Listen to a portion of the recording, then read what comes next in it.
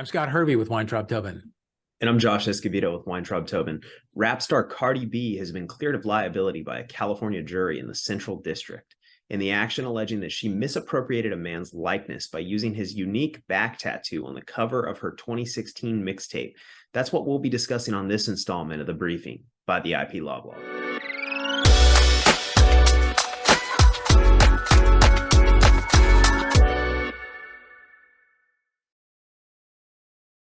On October 21st, 2022, a federal court jury found Cardi B was not liable for misappropriation of a man's likeness by using his back tattoo on the cover of her 2016 Gangsta Bitch Music Volume 1 mixtape to make it look as if he were performing a sex act on Cardi.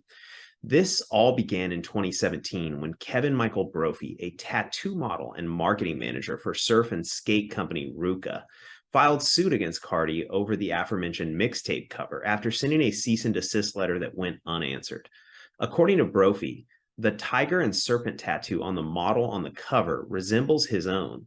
Actually, he claims it is his own, and therefore constitutes a misappropriation of his likeness under Civil Code Section 3344, as well as false light invasion of privacy. Brophy claims that he was angry because it looks like I'm giving oral sex to somebody that's not my wife, or somebody that's not my partner, and an image that I never signed off on, ever. Being a father of two and a devoted husband and a man of faith as well, this goes against everything I stand for, and I would never, ever sign off on something like this. Brophy claims that he suffered shame, embarrassment, and humiliation after learning that portions of his tiger back tattoo had been overlaid onto the back of the model featured on the cover of Cardi's 2016 mixtape album. For those reasons, he sought compensatory and punitive damages and the disgorgement of profits from the mixtape. But irrespective of his claimed damages, the jury ultimately concluded that Cardi B was not liable to Brophy. This came after hearing testimony from Brophy and his wife about his alleged humiliation and concerns, as well as testimony from Cardi and her former manager, who stated that the model on the mixtape cover was not Brophy and that the image had been substantially altered, giving rise to First Amendment protection under the transformative use doctrine. The jury also heard from the graphic designer who edited the image. He said that he found the back tattoo somewhere on the internet.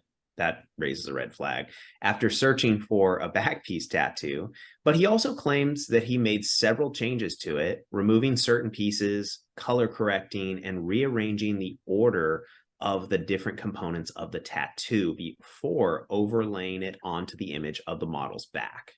During closing arguments, plaintiff's counsel argued that the defense was continuously trying to explain how the tattoo was transformed, yet they denied using Brophy's likeness. According to the plaintiff's counsel, if they weren't using Brophy's likeness, then why would they have to argue about how they had changed the tattoo? The plaintiff's counsel argued that Brophy's likeness was material to the vision of the mixtape, and that Brophy's back tattoo is what makes Cardi look strong and in control. Of course, the jury obviously rejected those arguments, ultimately finding in favor of Cardi. That's right, Scott. And while I understand that's the argument that plaintiff's counsel had to make, under Civil Code Section 3344, it's well known that likeness is the most difficult of the 5 protected categories to precisely define. In fact, what the courts generally look to is whether the component or characteristic is readily identifiable as that particular individual.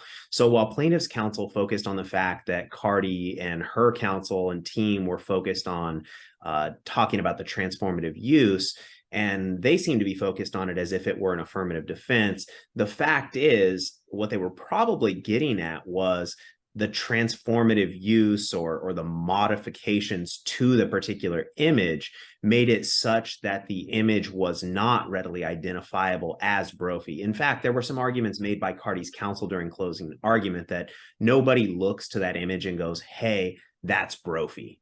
And I think that's a fairly compelling point.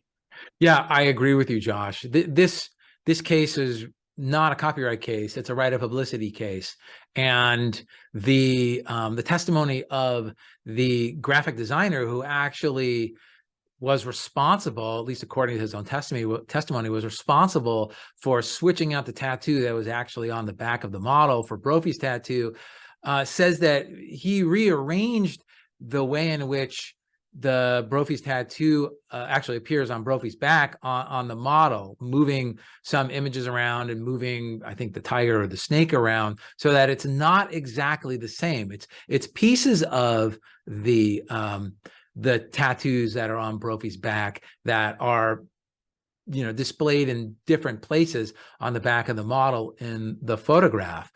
So you're right. It does all come down to probably the fact that the jury just found that the use of these random pieces of tattoos from Brophy's back was not enough to constitute his, quote, likeness under the statute. That's right. And I'm glad you mentioned copyright. So here's a question for you. Even though this is taking place in the Ninth Circuit, if the law from the recent Illinois District Court case involving Randy Orton applied, would Brophy's tattoo artist have a claim against Cardi for copyright infringement? I know we would have to evaluate the merits of Cardi's fair use defense in greater detail, but let's assume for the sake of this discussion that it were not fair use. Would Brophy's tattoo artist have a claim, even though it seems that Brophy himself does not? That's a real interesting question, Josh. There were a couple of interesting points that were raised by the tattoo artist at trial. So one is the tattoo artist seemed to take the position that once the tattoo is affixed to a subject's body part, the tattoo then becomes part and parcel of that person's likeness, which supports my position that the Illinois District Court got it all wrong.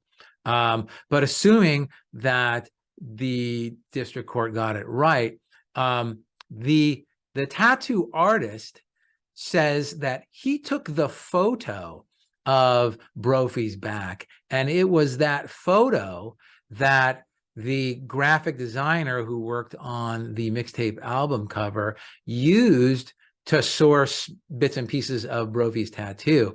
So the tattoo artist might have a claim, but it would be a claim for copyright infringement of the photo of Brophy's back, or at least that was his testimony at trial, that he owned the copyright in the photograph of Brophy's tattoo that went online, that was used as the source material for the graphic designer who worked on the album cover. But I know a question you're getting at, Josh, and it seemed that the tattoo designer himself would not have pressed a claim for copyright infringement of the tattoo on Brophy's back.